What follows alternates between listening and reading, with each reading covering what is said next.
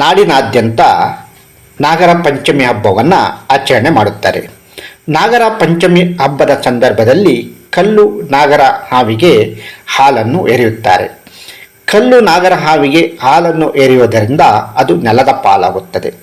ಆದರೆ ಅದೇ ಹಾಲನ್ನು ಅಲೆಮಾರಿ ಜನಾಂಗದವರಿಗೆ, ವೃದ್ಧಾಶ್ರಮದಲ್ಲಿರುವಂಥ ಹಿರಿಯರಿಗೆ ಮತ್ತು ಅನಾಥಾಶ್ರಮದಲ್ಲಿರುವಂಥ ಮಕ್ಕಳಿಗೆ ಮತ್ತು ಅಪೌಷ್ಟಿಕತೆಯಿಂದ ಬಳಲುತ್ತಿರುವ ಮಕ್ಕಳಿಗೆ ನೀಡಿದರೆ ಅದೆಷ್ಟು ಉಪಯೋಗವಾಗುತ್ತದೆ. ಆದರೆ ಕೆಲವರು ಹಬ್ಬವನ್ನು ಮೌಢ್ಯಾಚರಣೆಗೆ ಬಳಸಿಕೊಳ್ಳುತ್ತಿದ್ದಾರೆ. ಅಂಧತ್ವ ನಿವಾರಣೆಯಾಗಬೇಕು.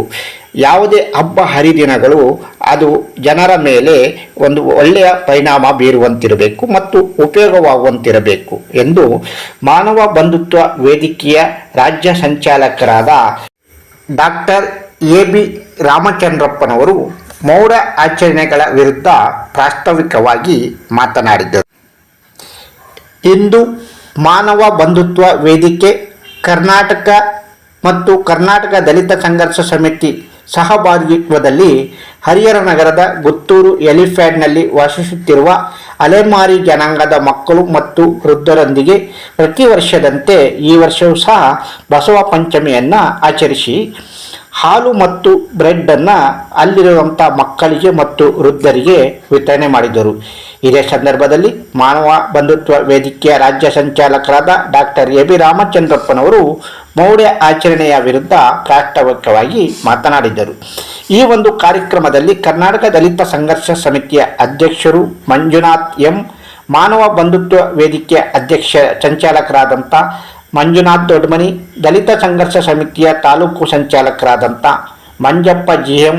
ರಾಜನಹಳ್ಳಿ, ಮಾನವ ಬಂಧುತ್ವ ವೇದಿಕೆಯ ಮಹಿಳಾ ಜಿಲ್ಲಾ ಸಂಚಾಲಕರಾದಂಥ ಪಾರ್ವತಿ ಮಂಜುನಾಥ್, ಕೆ.ಕೆ.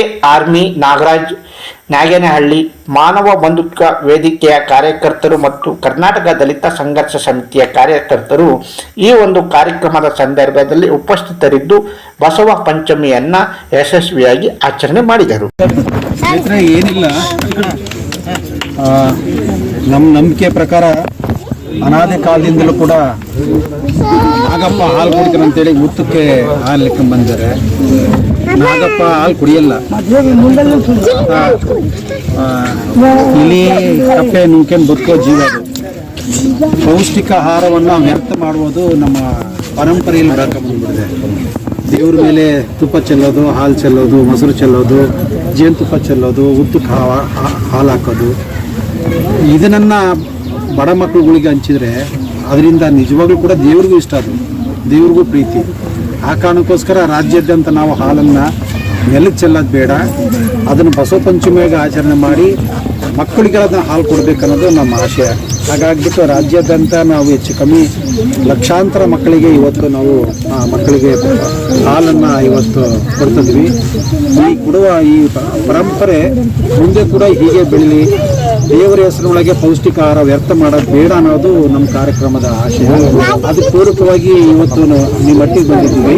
ನಿಮ್ಮ ಮಕ್ಕಳ ಜೊತೆಗೆ ಹಾಲು ಹಂಚ್ಕೊಂಡು ನಾವು ಕೂಡ ಇವತ್ತು ನಿಮ್ಮ ಮಟ್ಟಿಗೆ ನಾವು ಬಸವ ಪಂಚಮಿಯನ್ನು ಆಚರಣೆ